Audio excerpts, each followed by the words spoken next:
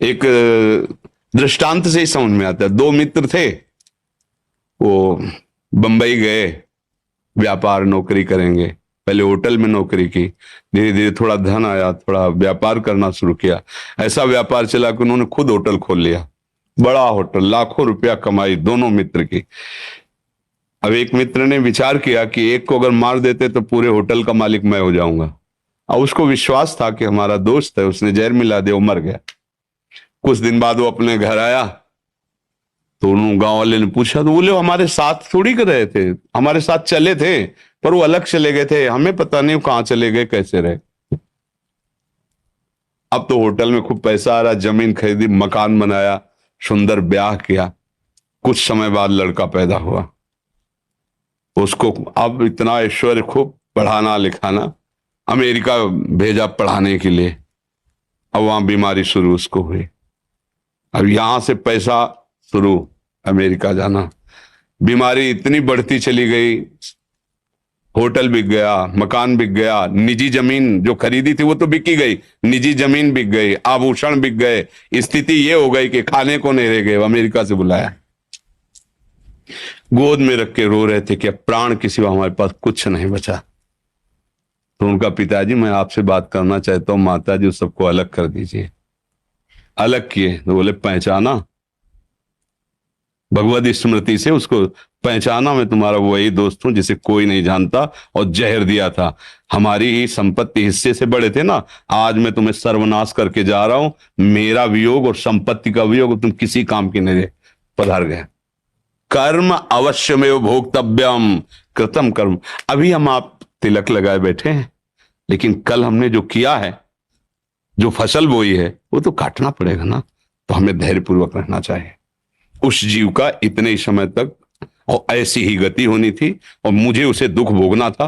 वो राधा राधा राधा, आगे बढ़ो, ये भगवत मार्ग है, आगे बढ़ो, उसकी चिंता मत करो। जितने समय, ये सरकारी खेल है, जिस ऑफिस में, जिस बंगला में, जिस गाड़ी में जितने मिनट के लिए आदेश है, उसके बाद तुम उसका, तुम्हारी वो गाड़ी नहीं, तुम्हारा बंगला नहीं। जैसे सरकारी आदमी को ले दिया जाता, ये बंगला, ये गाड़ी व्यवस्था, सरकारी आदमी है, तो वो चाहे जितना आप उसकी बड़ाई करो कि वाह साहब आपका बंगला तो बहुत जोर का बंगला जोर का नहीं है। किसी भी समय हमें फोन आ सकता है कि इस समय तुम्हारा ट्रांसफर वहां कर दिया गया है। हमारा बंगला गाड़ी, बस ये जो गाड़ी मिली है ना, ये जो बंगला मिला है ना, ये सरकारी बंगला है। काम करो और इसके बाद इससे निकलना ही पड़ेगा। जिस समय फोन आएगा ना, भागना ही पड़ेगा। ढेर मिट्टी का हर आदमी है, बाद मरने के होता यही है। या सलीमों में तुरकत दबेगी या चिताओं में जलना पड़ेगा। जिंदगी एक किराए का घर है, एक न एक दिन बदलना पड़ेगा। इसी को केवल सुधारना है कि अब हमारा आखिरी जन्म हो। इस दुख में, इस प्रपंच में, नाटक से मैं ऊब गया हूं।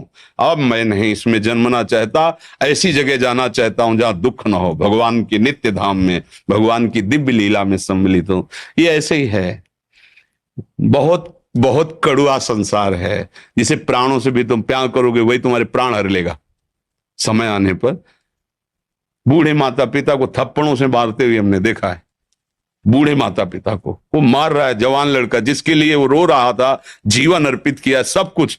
पत्नी को प्राणों से अधिक भी, वही प्राण हरण करने वाली। अपने पति को भगवान मानकर प्राणों से भी अधिक प्यार करे, वही उसके साथ। ये संसार का आप दृश्य देख रहे हैं ना।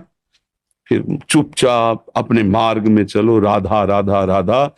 यहां कोई किसी का नहीं है। जो हम चिल्लाते हैं वो इसलिए नहीं चिल्लाते कि हम बाबा जी हमारा कोई नहीं, इसलिए नहीं। सत्य विषय को समझोगे तो धैर्यपूर्वक सह लोगे, नहीं तो फिर ये नाम दुखालयम अशाश्वतम।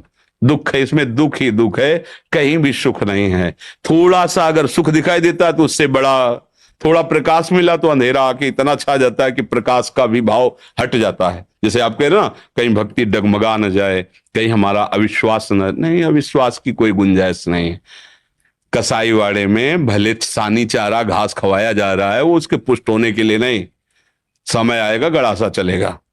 ये काल का कसाई वाड़ा है, संपूर्ण मृत्यु लोग। कोई भी इस गड़ासे से बचेगा नहीं। निमित्त कुछ भी बने, बोले दिल फेल हो गया, एक्सीडेंट हो गया, अरे जरा सा बुखार आया, वो ये कुछ भी बने निमित्त, यही उसके गड़ासे हैं। वो काल मृत्यु का निश्चित, सब सब चराचर जगत सब मरेगा। फिर क्या को चिंता कर रहे हो?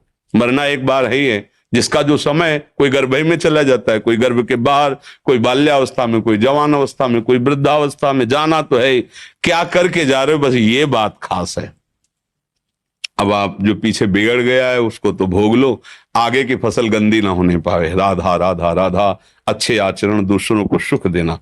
बिना हमारे कर्म के हमें कोई दुख नहीं दे सकता, पक्का समझ लेना। हमारा कर्म ही हमको दंड देता है। अब कोई नहीं जान पाया, पर मालिक जान रहा है ना। अब वो ऐसी जगह मारेगा कि तुम किसी से बता भी नहीं पाओगे, केवल रोते रहोगे। सही आचरण करो तो आपको यहां भी सुख और वहां भी सुख। ऐसे थोड़ी संत जन और सब शास्त्र कहते हैं। सच्चे आचरण